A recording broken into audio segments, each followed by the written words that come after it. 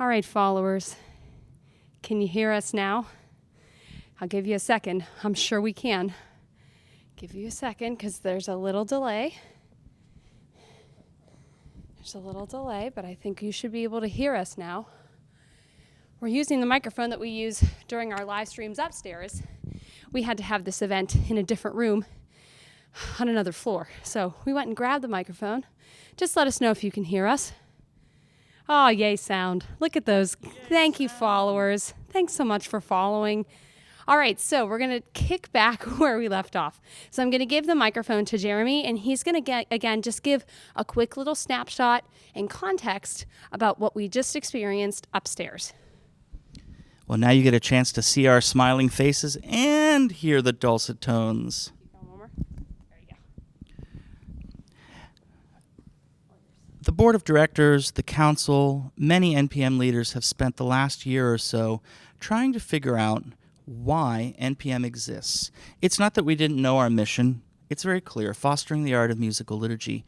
But we've tried to figure out and pinpoint and be very clear and focused about why we exist. We exist to serve the church. We exist so that there's excellent musical worship in every parish in the United States. And so as the why comes into focus, it's really important for us to now set forth a vision that is about what we're going to do, how NPM will better train leaders, how we will better serve the church. This vision might sound very different to you than fostering the art of sung prayer or sung liturgy.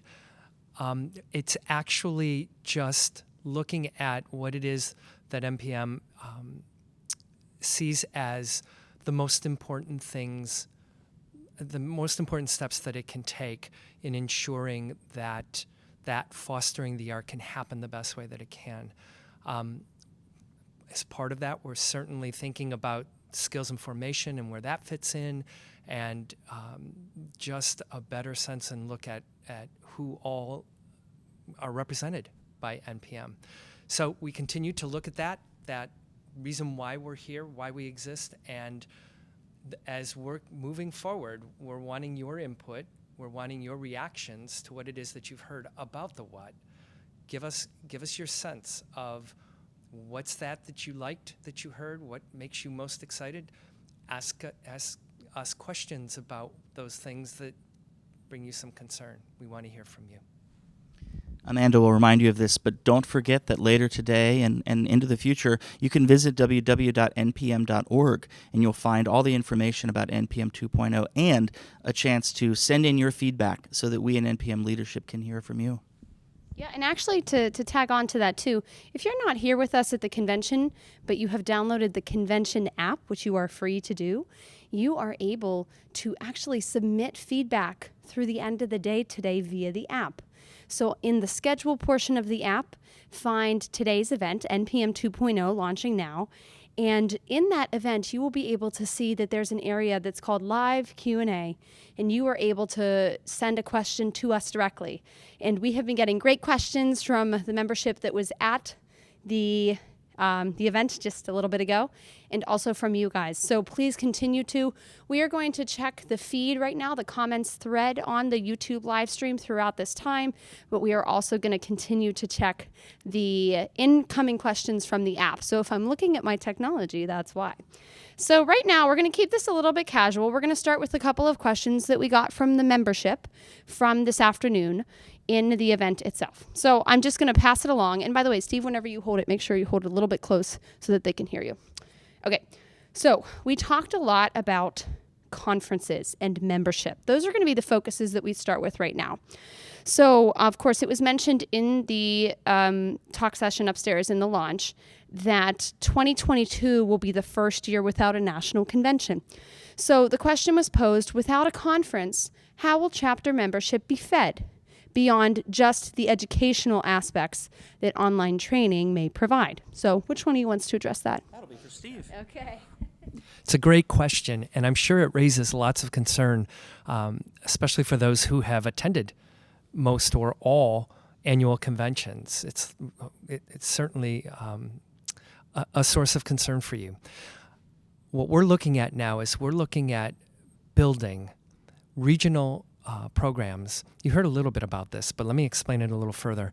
We're looking at building 2-night, 3-day programs that can be regionally moved around, where in a particular region, we dialogue with the diocesan leaders, with chapter leaders, and we create a program that includes their input.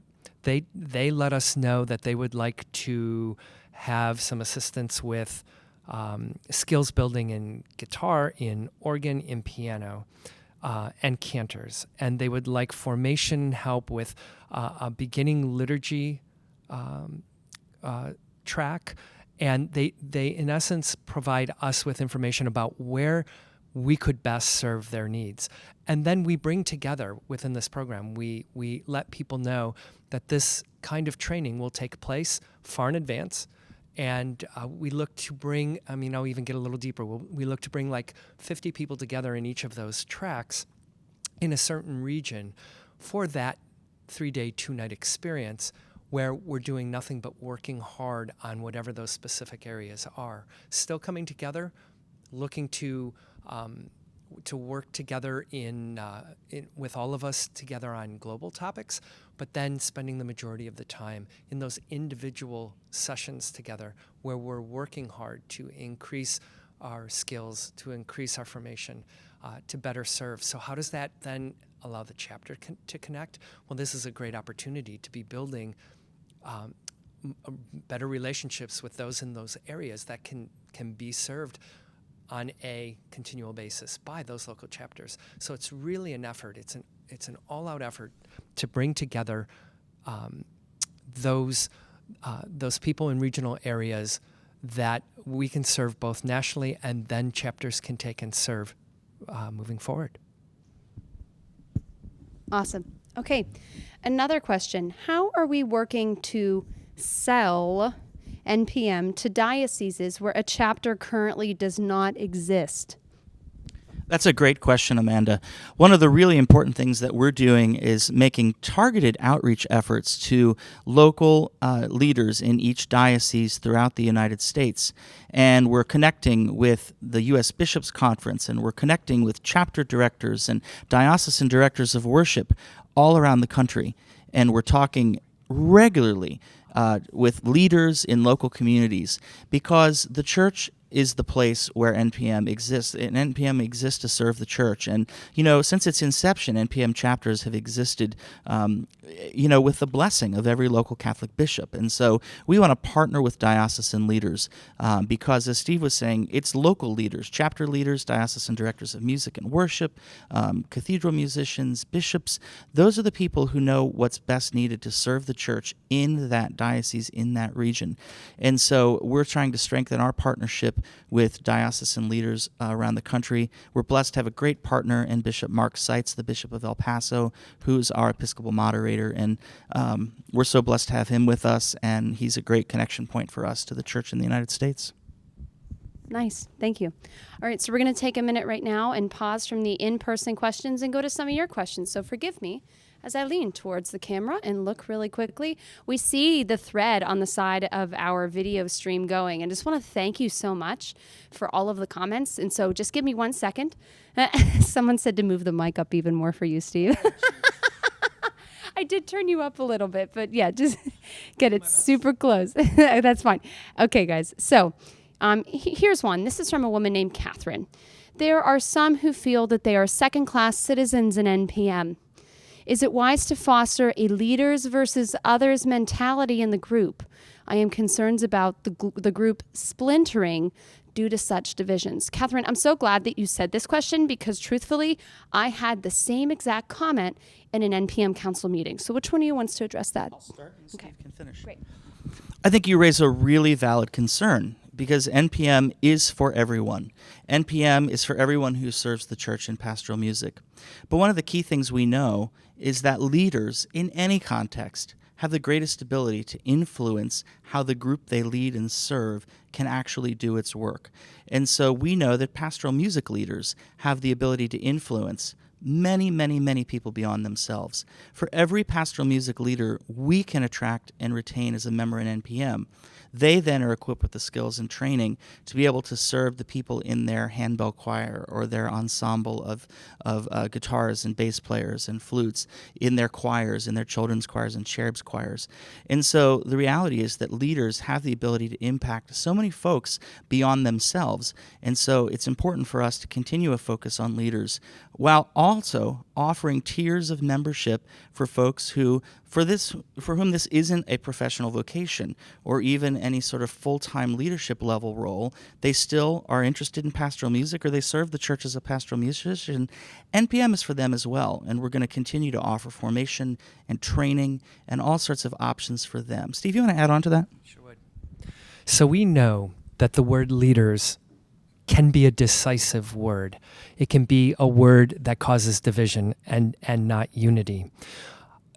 If you'll look back at what was presented in the members' meeting in the launch just literally a few minutes ago, we talked about what classified somebody as a leader.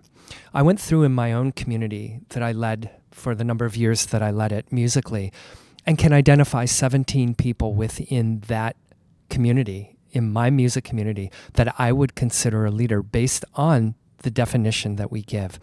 At the same time, even though we're trying to make it an inclusive word, we're very aware that that is a word that can segment. So it's going to be important for us, for NPM leadership, to find the way to communicate clearly that everybody at NPM is welcome, that everybody has a home. Every pastoral musician has a home, finds a home. We belong. We said it in the launch.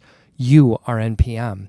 So we have, now the responsibility is on us to find the right language, the proper language, to be sure that everybody feels that they still belong to NPM while still being able to go after this section of our membership that can make the biggest impact and have the biggest impact in our parishes across the country. So that falls back on us. It's a great question. We are grateful, very grateful that you've shared that with us. And we as the leaders of NPM need to be extremely mindful of that language moving forward. I think it's really important for everyone to take a second look at that list of attributes of leaders that Steve just referenced. You can find it on the website. You can look back at the live stream of the launch when it's available on demand and look at our materials, because as Steve said, it's a very broad definition. We're not just talking about full-time professionals with 28 degrees. We're not even talking about people who are paid. We're talking about in every musical ensemble or choir, there are folks who are leaders, whether it's that full-time salaried professional, volunteer, the person who shows up with 6 other volunteers before the 4 o'clock Mass on Saturday and has to assume the leadership role, the one who has to figure stuff out. There are leaders all over the country in at least 11,000 parishes that NPM currently doesn't serve, and we have to find a way to connect with those parishes and those leaders. And we also know that there is a responsibility that we have for figuring out how this affects and works with different cultural groups, the diversity that exists across the country. I sat in today in a session with people from several diverse ministries that they serve in, Spanish-speaking, Vietnamese, and we had a very good, very frank dialogue about how does this get best communicated in those situations, and how maybe different cultural groups don't relate necessarily to the word leader, but still in our minds and where we're at right now in the development of this NPM 2.0 and its vision, we know that there's even somebody in those groups who is calling the shots musically. And so now that, again, that responsibility falls on us as the leadership of NPM to figure out and find the way that we can offer assistance, or we can partner with. And I'll tell you, there's another piece of this too that is enormously important to us, and that is in this area of cultural diversity, it is so important that NPM leadership sets itself up as leaders and not as doers. There are people out there who have far more answers to all of this than the NPM leadership does. And we know that we need to tap into those people who can provide that information and help and assistance to bring us along so that we can be growing and learning as this whole initiative unfolds. So there's a lot of work on our part. Don't forget, you can go to our website to share your thoughts or simply email board, BOARD, at npm.org and share your thoughts about NPM 2.0. There are a lot of ways to get in touch with us right now. All right, let's take another question from the chat here. Let's see here. Okay. Sorry, guys. I just love how engaged you all are, and I'm just checking to make sure that we're not covering anything. We're missing anything. Okay. Great. Okay, so Joanne asks, is there anything specific in NPM 2.0 for the formation of youth? And the example she gives is children's choir to praise and worship, to foster their engagement in pastoral music and NPM. Is there anything specific yet? So one of the things that we did in our task force, which was, we call it a couple of different things, new business model task force, operations task force, we broke open ideas, and we literally at the beginning of our work together just brainstormed what could different programming look like for NPM. And one of the areas that was predominant in our discussions was the area of youth, both children and teenaged and even young adults. And it is enormously clear, while we don't have specifics yet for what those programs look like, remember, this is a couple years away before this programming shift is going to be completely in place.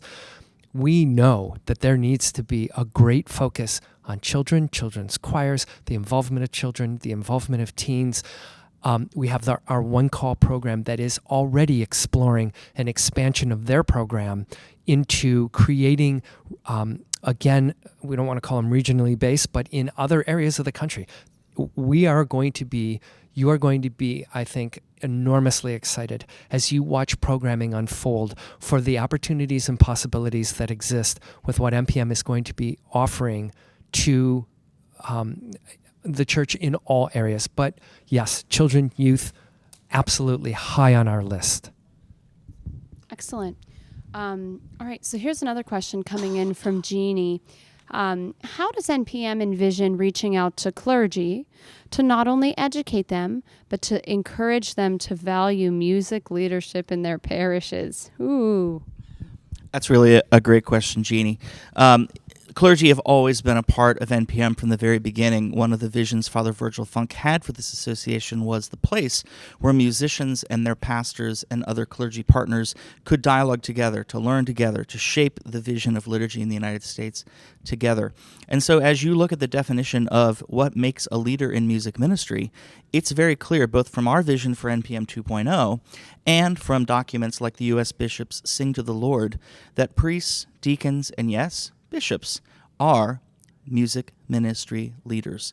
And so there is absolutely a place for clergy in NPM, and part of our mandate is really to help work with and to learn from the various priests and bishops and other clergy deacons around our country and help not only form them as music ministers, but work with them in partnership with their music ministers so that we can create programs of formation that are mutually beneficial.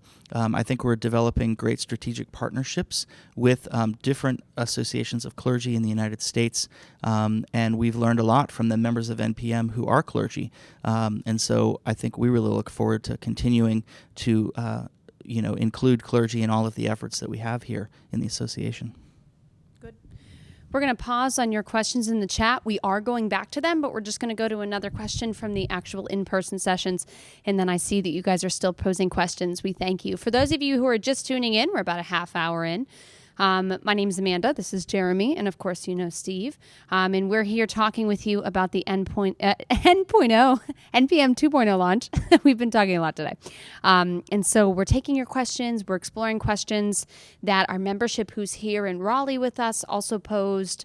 And so for that reason, I'm just going to get us started again with another question. So we are asking here. Here's an interesting question. Okay. Have you thought about giving free membership to college members so that when they graduate, they go out to a new parish and then have that sense of inspiration to join? The major legal research tools give free access to law students on a similar theory. What do you guys think about that? We have thought about probably about 500 million things, and we're thinking about new things every day, and we love hearing these kind of suggestions from you. Here's the best part. I was talking about this in the chat while we were trying to get the audio up. All that leadership of NPM right now has done is draw and trace the lines of the coloring book that is the future of NPM.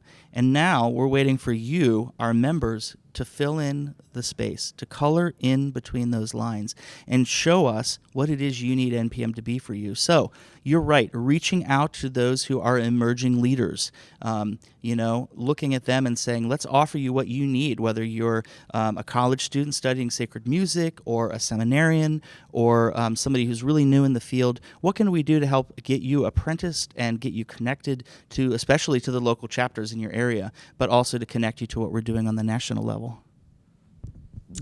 As Jeremy says, there are so many good ideas for how we're going to move forward. And we, as Jeremy said, love your sharing those. The more that you can share, the more that it gives our creativity a chance to expand.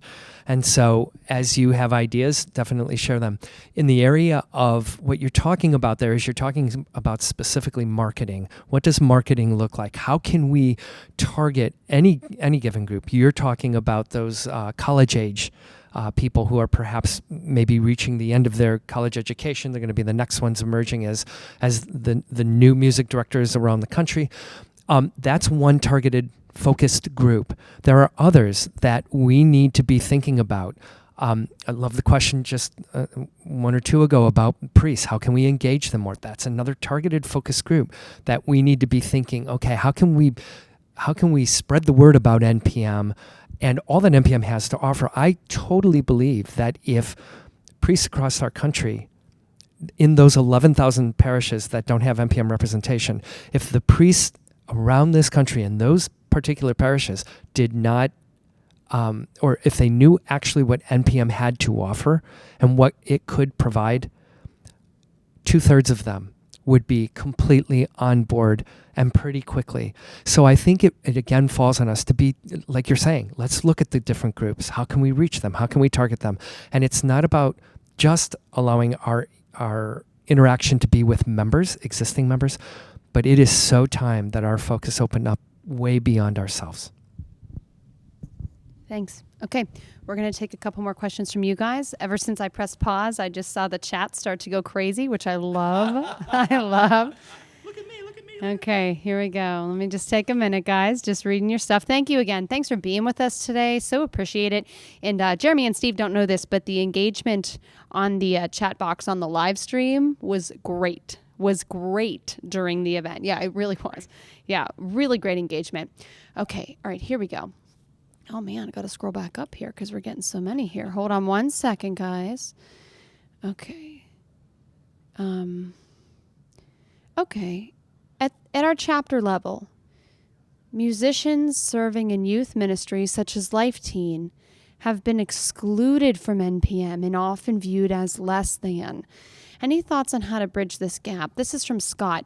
I don't want to speak too long myself, but I do want to mention that, Scott, I think that your concern here, and they'll talk about it a little bit further, is also, I think it's, to be honest, a common identity issue with NPM. It's a perception issue in some ways.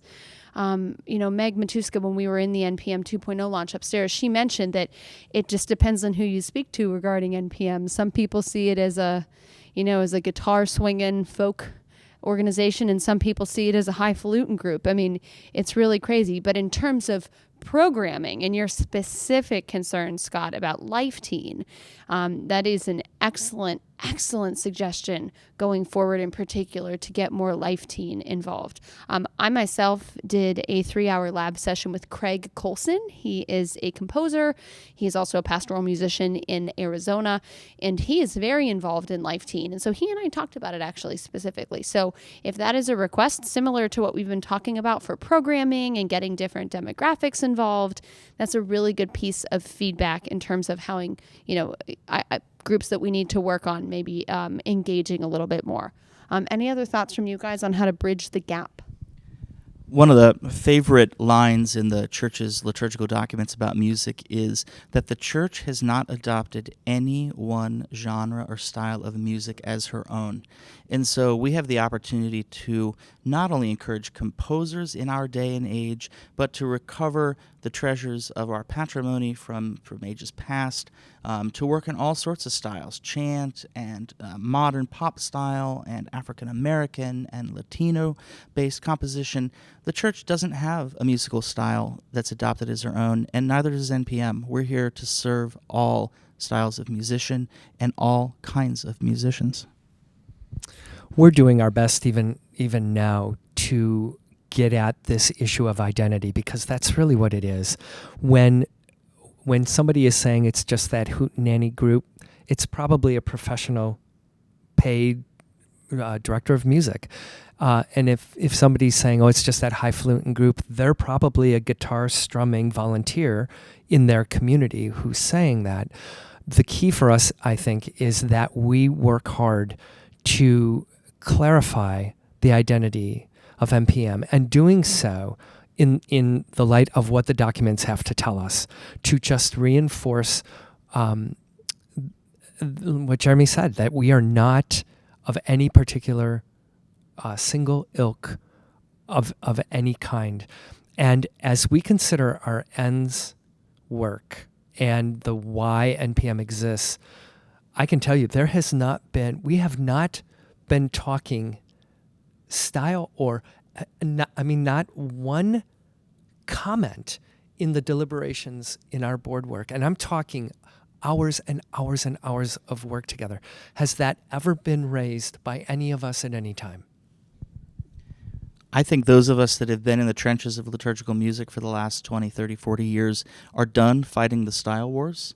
The church needs us to stop fighting style wars and start serving the people, evangelizing them, bringing them into a closer relationship with Christ. The style wars are done. We're done. I just want to take a minute also, and this next one isn't a question, but it's just a comment, and I think you both are going to be really happy to read it. Joanne mentioned, I know I'm an old person. Now, Joanne, we don't really know what that means, but I'm just quoting you what you said. But you said, but I'm still willing to take the baton for NPM and its future. And that's such a great comment, Joanne, because that's the idea with NPM 2.0. I'm sure they're about to say the same thing, but I mean, the idea with NPM 2.0 is to empower the membership to take ownership and action in the future of the organization instead of feeling like they have no place in it, even in a forward-thinking role. Were you reaching for the mic before? No. It's okay. One of the best things I've had a chance to do this week in my busy schedule is to visit with the Emerging Leaders Institute group this morning, and that's a group of young folks and some older folks, but mostly young folks who are on the cusp of considering careers as pastoral musicians, obviously in leadership roles. And to see their enthusiasm and excitement points to exactly what Amanda was saying, that it's time to completely and fully welcome in the next generation of pastoral musicians while continuing to learn from the wisdom figures like the Joannes in our midst, because they know what it took to build NPM, and they've served the church faithfully for a long time. All right. So again, I want to thank you so much. I want to let you know, too, that in the chat box, I'm seeing a lot of questions right now, and some of them we can't necessarily answer today. But what I want you to know is that we're trying to make sure that you have full access to us during this time for mostly NPM 2.0 questions. But if there are other questions in there, they're not going unheard.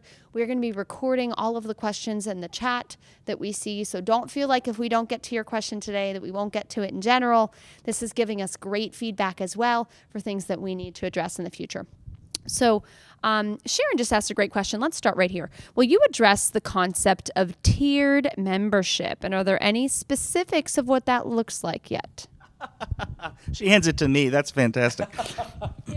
So one of the things that we've been studying is other membership organizations and how they respond to the needs of their members that have a variety of levels and roles. And so not everybody has the same level of intensity to their work or their interest, and not everybody serves the same role. And you could take any membership association in the United States, and that would be true. So we've been studying all of this, trying to figure out what the best way forward is with this.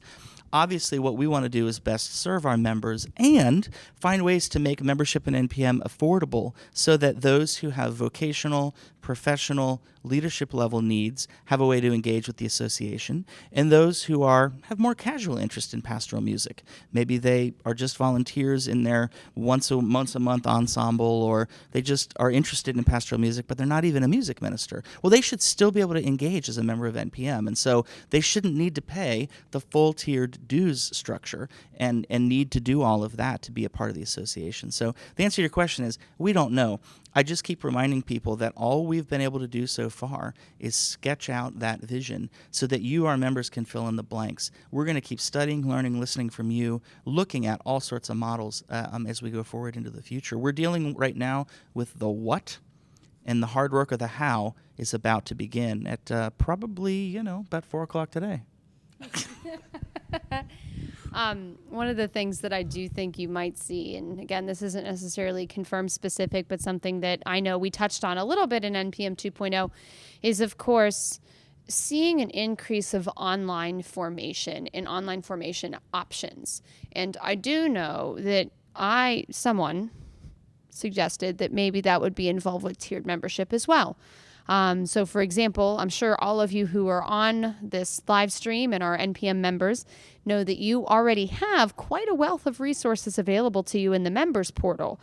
We hope to flesh this out and give you even more and very specific, concrete formation opportunities in the future that I do believe would be connected as well to the tiered membership, if I be so bold as to say.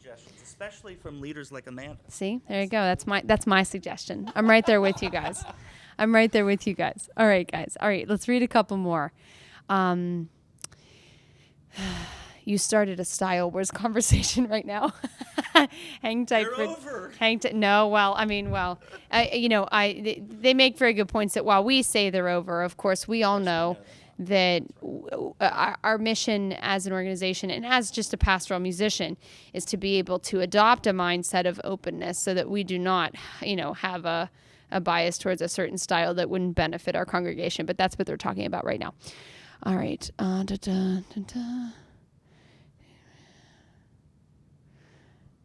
Okay. These are very good. Sharon says, great job on the tiered membership. Thank you. Good. All right, good. Okay. All right, here's a question. This is a little more specific. So, Joanne, I'm not sure if we can address it fully, but I want to mention it because it's a good thing to talk about. In southern New England, says Joanne, our dioceses are so close together that individual chapters have not done well or have folded. Is there any way we could form a regional chapter between, say, two dioceses to pool resources? Everything's possible, right? Everything's possible. The thing we've been saying about NPM 2.0 is that there are only 4 things that we know for sure that NPM's going to be: nonprofit, Catholic, diverse, and led by our members. Everything else, we're trying to figure out how to color in those lines. And so I think the idea of interchapter collaboration is absolutely worth looking at. Couldn't have said it better. You, these kinds of ideas, if we in the national office on the level of the board were to sit back and say, you're telling us that the best thing for you is a certain direction, we are not going to be saying, unless we're talking about conformity to something that we see is necessary across the board that would be helpful to have that kind of conformity, we're going to be listening to you for what your ideas are, for your greatest success. I mean, that's what That's what this is all about. Well, that's actually what NPM 2.0 is about. We can keep making changes, and those changes that we've been making, as we saw earlier in the presentation, hasn't led to the success that we have needed and wanted in our association. So now we're opening it up. The vision is to open this up pretty wide, and we're going to be absolutely open to the wisdom of those that we're serving, those of our members. So we're wide open. Keep the ideas coming. One of the central visions of NPM 2.0 is that we are no longer in competition between national and chapters. We are a national network of local chapters united in mission. And so we want NPM 2.0 to be, in many ways, built from the ground up. Chapters, you're where NPMness happens the other 360 days of the year. So give us your ideas. I have to say, too, we're not getting to a lot of the comments that you all are making in the chat about chapters, but I have to say it's really great to see the dialogue that's happening right now with chapters. Thank you, thank you, thank you. This is part of what we wanted with NPM 2.0, and it's clear that this dialogue is really, really needed. So I love it. Thank you, thank you. Okay, we have two things here. Let's go cultural, and then we'll go with one more question here. I'm going to go back to Diana McAlintal's question real quick, and this might be a little too specific today, but I want to address it. I know, told you, Diana, we miss you. Okay, I already said that. All right, so Diana says, we have too many cliques, and even when we gather as NPM, we gather with our friends and people who have the same experience as we do.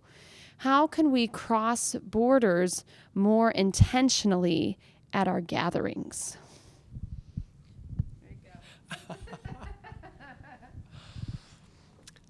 Thanks, Diana. No, I'm teasing. Actually, that's a fantastic question. And here's what I'm going to say. I don't think that happens by somebody from the top looking down at the group and saying, you must do ... The only way that this happens, I believe, is that it happens from within. What leadership can do is support the notion that cliques only hurt how all of us belong. But the actual change that you're speaking of, Diana, I believe has to happen from within those groups. That somebody from within a quote-unquote clique ventures out and welcomes in somebody who's not welcome into that group, or makes it a point to spend some time with another group. And if that, I'll call it cross-pollination, starts happening, the division walls drop, we become more one. And I'm going to tell you that feeds. I love what you're talking about, Diana, because I think that it also feeds, and I'm sensing that you would agree with me on this. It's not just in like style wars. It's also cultural. It's also levels of education. There are many ways that we can create these little cliques that you're calling out. I think it's the responsibility of all of us to be dropping our guard enough to go reach out to another group and just learn, be open, or welcome to your table somebody who's outside of your clique. That's the only way that I know that this is going to work. The thing that's most exciting for me about this whole process has been being more clear about our focus and our mission, that is serving the church, and so the more we can focus on the mission and articulate it, the easier it will be for all of our members to rally around it. That's what unifies us. Service to the church, bringing the good news, unifying people and helping them encounter Christ in the midst of our musical worship. And the more we can articulate it, the more we can rally around it together. All right, so we have about 10 minutes left with our conversation today. So I'm going to go to a couple more questions. We're going to bring it back a little bit more to NPM 2.0, a couple things that we want to address right away. Here's a question that we were given.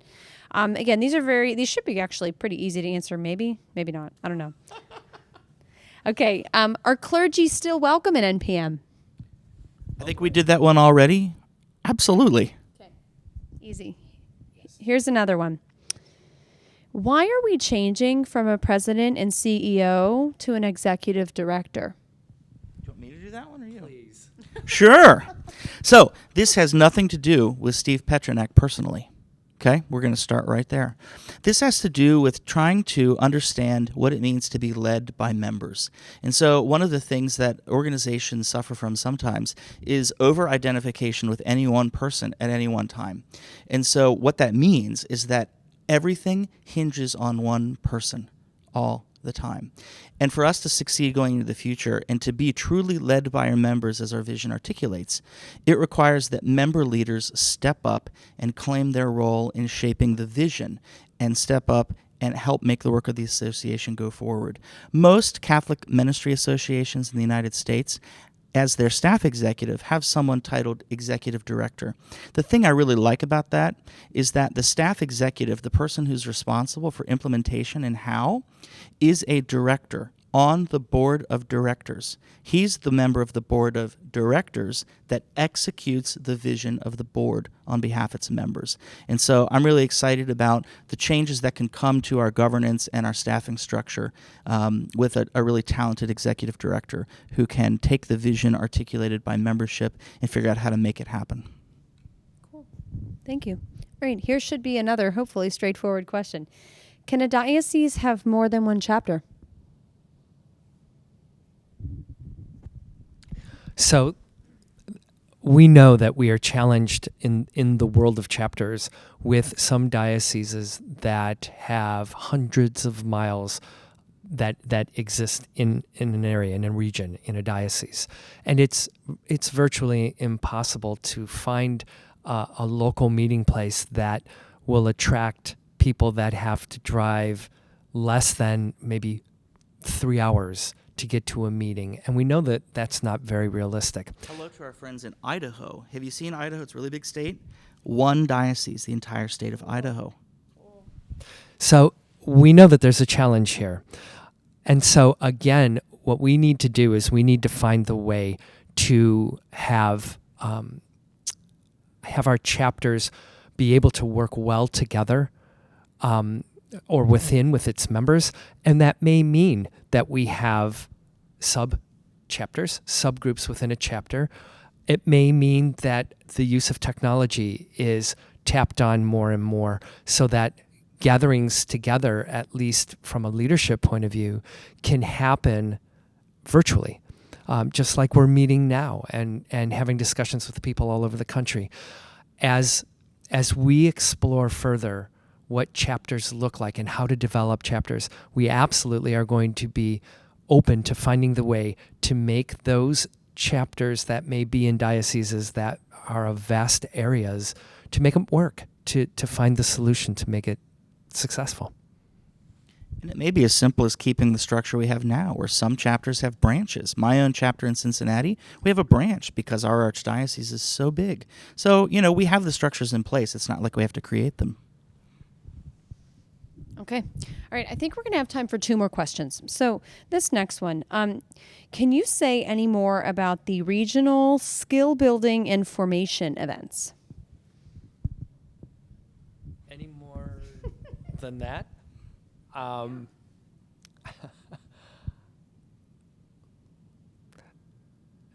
Probably not at this stage, and only because they are still well in development. I mean,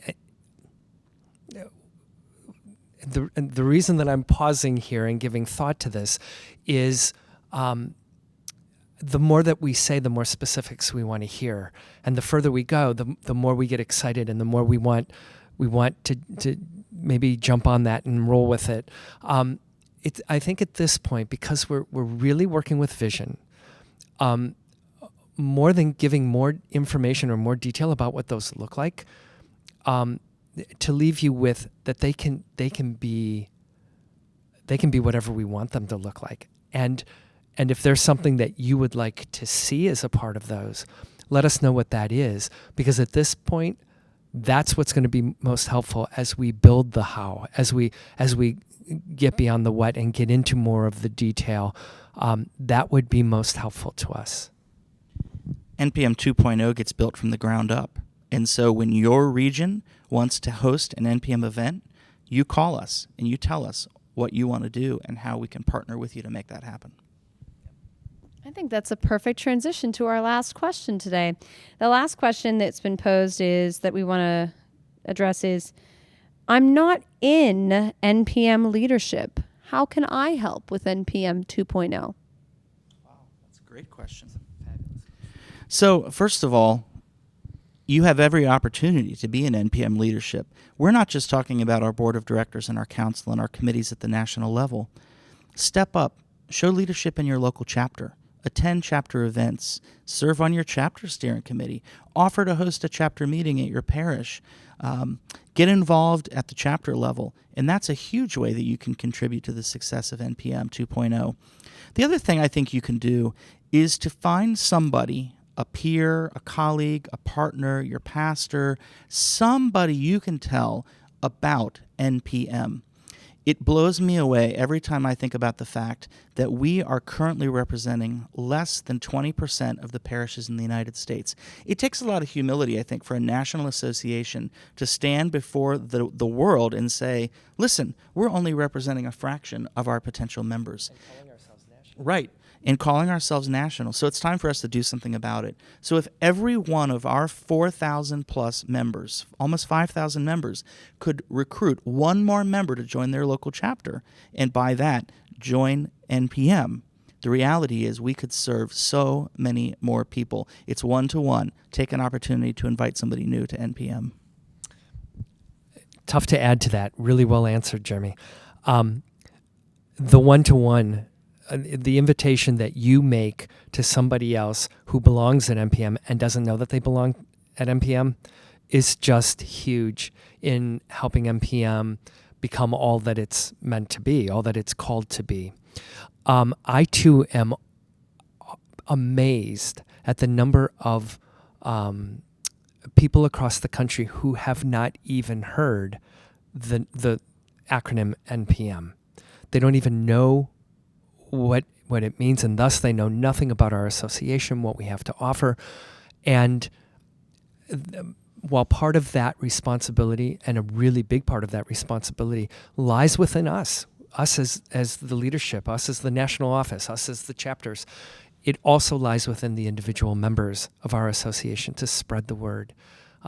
If every member found one other person, we would double instantly. We'd be at 9,000, 10,000 members. And it's not hard to do. Just one. Go to npm.org and just send that, text that to somebody, email that to somebody, show them NPM 2.0.